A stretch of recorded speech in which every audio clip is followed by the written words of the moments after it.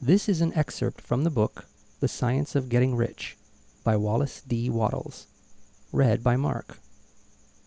Chapter 17, Summary of the Science of Getting Rich. There is a thinking stuff from which all things are made, and which, in its original state, permeates, penetrates, and fills the interspaces of the universe.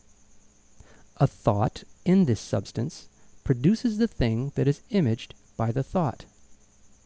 Man can form things in his thought, and by impressing his thought upon formless substance, can cause the thing he thinks about to be created. In order to do this, man must pass from the competitive to the creative mind. Otherwise, he cannot be in harmony with the formless intelligence, which is always creative and never competitive in spirit. Man may come into full harmony with the formless substance by entertaining a lively and sincere gratitude for the blessings it bestows upon him. Gratitude unifies the mind of man with the intelligence of substance, so that man's thoughts are received by the formless. Man can remain upon the creative plane only by uniting himself with the formless intelligence through a deep and continuous feeling of gratitude. Man must form a clear and definite mental image of the things he wishes to have, to do, or to become, and he must hold this mental image in his thoughts, while being deeply grateful to the Supreme that all his desires are granted to him. The man who wishes to get rich must spend his leisure hours in contemplating his vision, and in earnest thanksgiving that the reality is being given to him. Too much stress cannot be laid on the importance of frequent contemplation of the mental image, coupled with unwavering faith and devout gratitude. This is the process by which the impression is given to the formless, and the creative forces set in motion.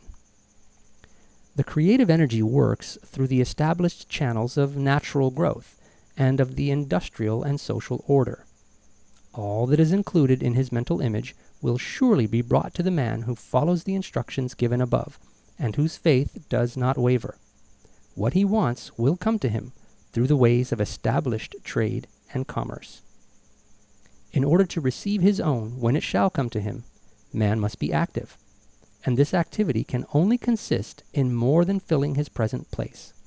He must keep in mind the purpose to get rich through the realization of his mental image, and he must do every day all that can be done that day, taking care to do each act in a successful manner.